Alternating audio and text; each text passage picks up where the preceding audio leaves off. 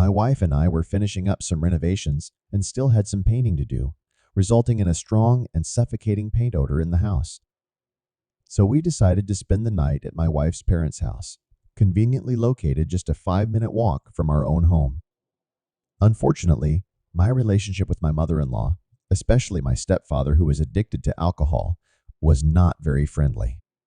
They also had no children in common, which created some tension in our family. That day, my wife was at work, so without wasting time, I quickly finished the job, painted everything, left the windows open, and drove to my mother-in-law's house. We agreed that my wife would join us at 7 o'clock in the evening, as I didn't want to endure my mother-in-law's moralizing alone, and asked her to come home early. When I arrived, I found my mother-in-law in the kitchen, already in high spirits, after drinking a bottle of wine with a neighbor from the 3rd floor. 5 minutes later, the neighbor said goodbye to us and returned home to meet her husband from work, leaving us alone. The mother-in-law's husband was on a business trip in another city and was due back the next day. "Let's have a drink, son-in-law, while Melissa is still at work," my mother-in-law suggested, placing another bottle of wine on the table. I agreed, and we had a couple glasses together. However, our pleasant moment was interrupted by a phone call from my wife informing me that she would be 2 hours late. By this time, my mother-in-law was already quite intoxicated and did not pay attention to her appearance sitting at the table.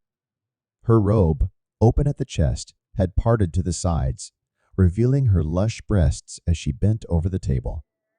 Her breasts, which were wearing a bra, bounced before my eyes, mesmerizing in their attractiveness.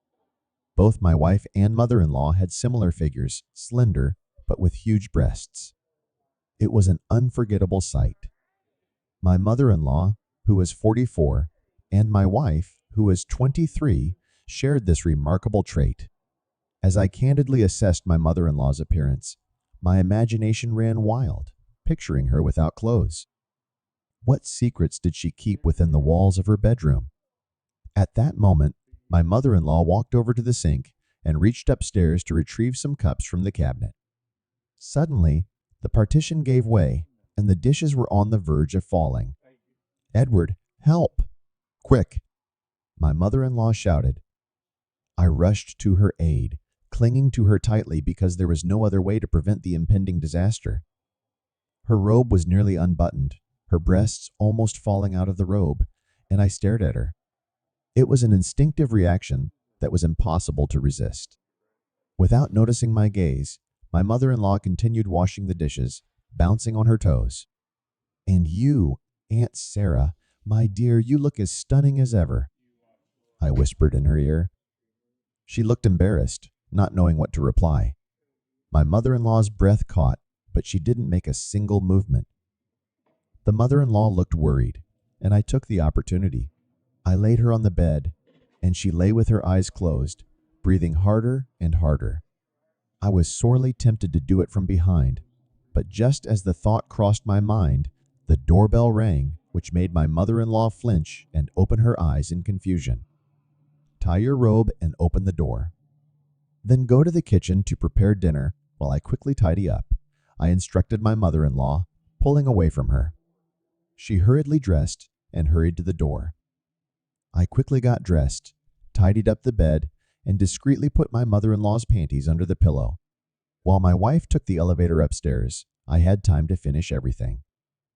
When my wife entered the room, my mother-in-law was preparing a salad, and I went out on the balcony. "How did you manage here without me?" my wife asked. "Didn't you have a fight with my mom?" "I'm tired from work. I'm going to take a shower," my wife announced. I sat down at the table next to my mother-in-law, who was cooking. She was trying to act normal, but I couldn't resist the temptation to touch her. "What are you doing?" "Your wife is here," whispered my mother-in-law in shock. "Just keep quiet, she won't notice," I reassured her. My mother-in-law clearly didn't know how to react, so I took advantage of the situation.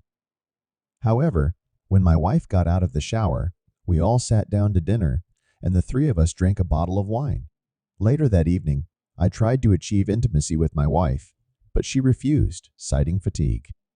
Disappointed, I fell asleep. In the middle of the night, I woke up with the urge to go to the bathroom. After that, I decided to look into my mother-in-law's room. She was lying with her back to me. I closed both bedroom doors and snuck under her blanket. Surprisingly, my mother-in-law seemed to enjoy our game of chess under the blanket. We lay side by side, and she confessed that she missed being close to her husband. When the sun came up, I kissed her on the lips and quietly retired to my wife's room. I quietly walked back into the bedroom and settled into bed, snuggled up against my wife. "Let's take advantage of the moment while Mom is sleeping," my wife whispered. She took off her nightgown, turned toward me, and just like that, it happened. My wife left with her mother-in-law to go to the market, and I returned to our house. A week later, the wife turned to me. "My mom asked me to hang a shelf, but my stepfather can't do it." I asked him, but he left for 3 days and didn't say anything. "Honey, isn't it hard for you to do it?" my wife asked me. I put up a shelf for her, and we did our favorite thing when no one was home. My mother-in-law was no longer as reserved as she used to be.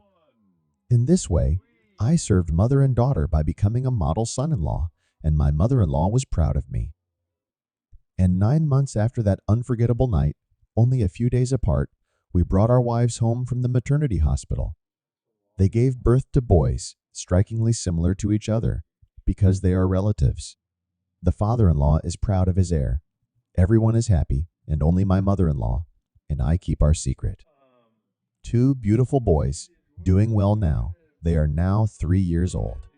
They are almost like blesnets. They have a very similar character and the same hair color, and they share the same name, Ryan. My mother-in-law and my wife are very happy, and I am happy because the mystery has not been solved to this day.